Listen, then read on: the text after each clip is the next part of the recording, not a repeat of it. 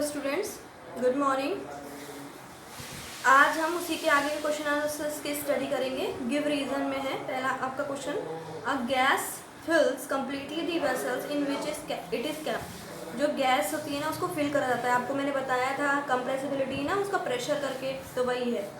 There is little attraction between the particle of gas. आपको पता है बहुत गैस में बहुत ही छोटा थोड़ा सा अट्रैक्शन होता है पार्टिकल्स में। दस गैस पार्टिकल्स मूव फ्रीली, क्योंकि गैस के पार्टिकल्स कैसे होते हैं, मूव करते रहते हैं फ्रीली इन द डायरेक्शन, किसी भी डायरेक्शन में, ठीक है। Therefore gas completely fills the vessel in which it cap. तो इसलिए जो है, जो गैस जो है वो कम्प्लीटली फिल हो जाता है, किसमें करके रखा जाता है, वेसल्स में। फिर है सेकेंड आपका है बेटा, a gas exert pressure on the walls on the container. ठीक है, जो गैस जो प्रेशर लगता है ना, तो वो वॉल्स में जो है क्या है, कंटेन हो जाता है, इकट्ठा हो जाता है। कैसे, आपको मैंने बताया प्रेशर की वजह से। Particles of the gas move randomly घूमते हैं इन दी ऑल डायरेक्शन में, हाई स्पीड में। एज अ रिजल्ट क्या आता है, पार्टिकल्स हिट ईच अदर, एक दूसरे को पुश करते हैं, हिट करते हैं, and also hit the walls of the container. ठीक है, और क्या करेंगे, वो वॉल में भी, जो कंटेनर का वॉल है उस पर भी हिट करते हैं विद दी फोर्स के साथ। Therefore gas exert pressure on the walls of the container. इसलिए जो है, जो प्रेशर होता है वो वॉल्स, कंटेनर की वॉल पर ज़्यादा रहता है। ठीक है, अब है बेटा, अ wooden table should be called a solid. हम जो टेबल होती है, लकड़ी की टेबल होती है, उसे सॉलिड क्यों कहते हैं? ठीक है, तो अ wooden table has a definite shape और वॉल्यूम। उसका डेफिनिट शेप होता है, वॉल्यूम होता है। इट इज़ वेरी रिजिड, बहुत रिजिड होता है, and can not be compressed, उसे हम कंप्रेस नहीं कर सकते। That is it has the characteristics of a solid. इसलिए वो क्या होता है, उसका लक्षण कैसा होता है, सॉलिड होता है। Hence a wooden table should be called a solid, इसीलिए उसे क्या कहते हैं, हम सॉलिड कहते हैं। क्लियर। फिर है, we can easily move our hand in air, but to do the same through a solid block of wood we need a karate expert. ठीक है, हमें ज़रूरत होती है, मतलब हिलाने की। जिन्होंने कहा आप अपने हाथ को तो बहुत आसानी से हवा में हिला सकते हो, लेकिन सेम अगर सॉलिड है तो नहीं कर सकते ना।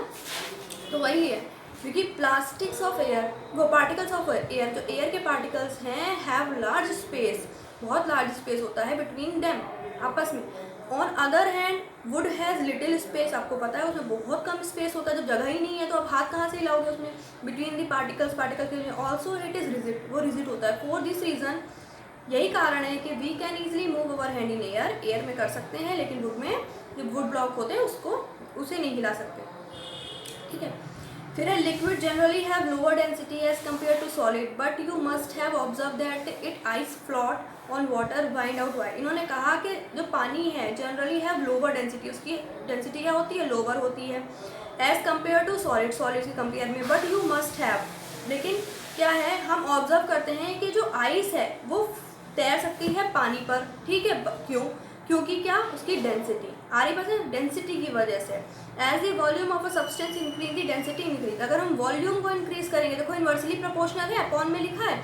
अगर वॉल्यूम बढ़ेगा तो डेंसिटी घटेगी, और डेंसिटी बढ़ेगी तो वॉल्यूम घटेगा। लेकिन अगर डेंसिटी बढ़ेगी तो मास बढ़ेगा, मास बढ़ेगा तो डेंसिटी बढ़ेगी। आ रही है बात समझ में?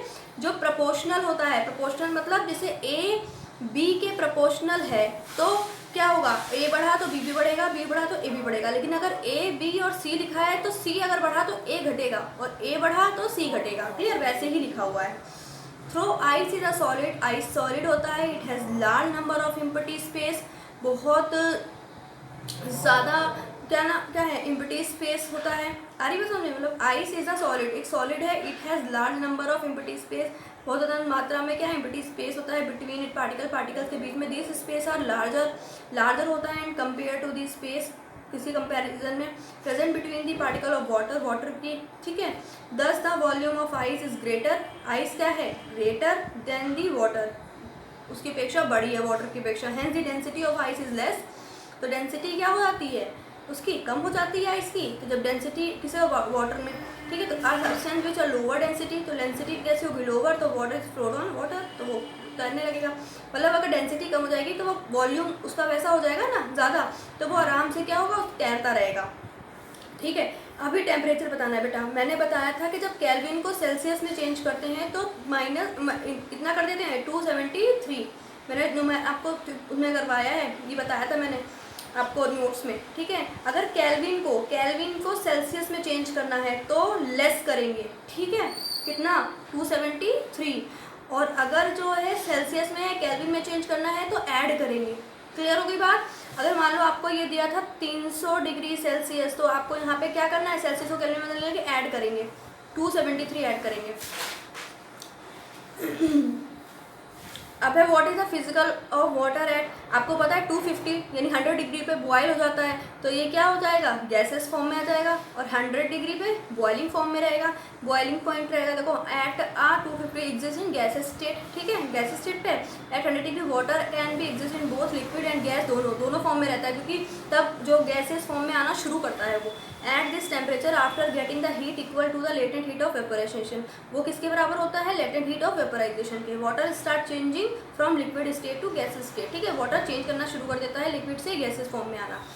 For any substance Y does the temperature remain constant during the change of state, तो इन्होंने कहा फॉर एनी सब्सटेंस, कोई एक ऐसा सब्सटेंस जिसमें why does the temperature remain constant, में टेम्परेचर कॉन्स्टेंट रहे और स्टेट चेंज हो जाए, तो during the change of state the temperature remain constant, this is because all the heat supply to increase the temperature, जब क्या करते हैं हम हीट सप्लाई करते हैं, जब टेम्परेचर को बढ़ाते हैं, तो is utilize in changing the state of overcoming, तो उसकी जो स्टेट है, जैसे आपको पता है कि टेम्परेचर में हेर फेर करते हो तो उसकी स्टेट बदलती है।